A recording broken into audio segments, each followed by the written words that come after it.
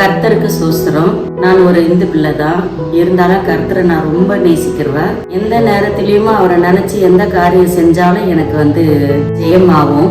அதே மாதிரிதான் நல்லா வாழ்ந்துட்டு வந்தேன். நான் திடீர்னு ஒரு கஷ்ட காலத்துல ரொம்ப கஷ்டத்துல இருந்தேன். நான் அப்போ நான் ஆண்டவரை எப்பவுமே ஆண்டவரை நினைப்பேன். இருந்தாலும் என்னை கடைசி வரலாம் கைவிடாம என்னை காப்பாத்திட்டு தான் வராரு இந்த நாள் வரைக்கும்.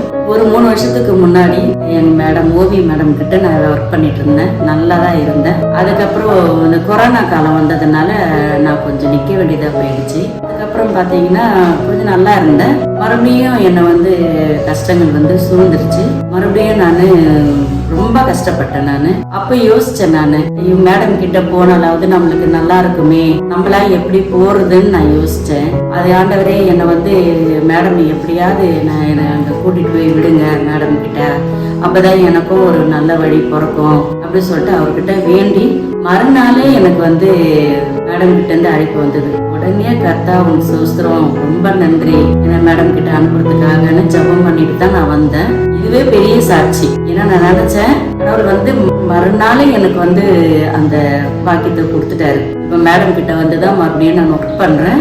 இப்ப நான் எந்த கஷ்டம் இல்லாமே இருக்கேன். எந்த கஷ்டமா இருந்தாலும் எங்க மேடம் எனக்கு உதவி பண்ணி என்ன அதுல இருந்து விடுவிச்சிருவாங்க. கர்த்தருக்கு சோஸ்திரம். மீண்டும் எப்பவுமே அவர் வழியில தான் நான் நடந்துட்டு இருக்கேன். நான் எப்பவுமே விசுவாசிக்கிறேன். நான் ஒரு இந்து பிள்ளையா இருந்தாலும் எனக்கு ஆண்டவரை ரொம்ப பிடிக்கும்.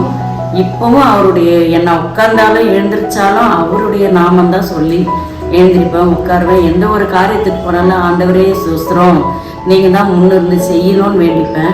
அந்த காரியங்கள்லாம் நல்லபடியா நடக்கும்.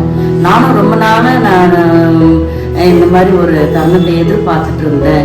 எனக்கு இன்னைக்கு தான் கிடைச்சது சாட்சி சொல்றதுக்கு. எல்லாம் வல்ல இறைவன் எனக்கு எப்பவுமே துணையா இருக்கிறாருன்றது இது ஒரு சாட்சியா நான் முன் வைக்கிறேன். நான் கடவுளுக்கு ஸ்தோத்திரம்.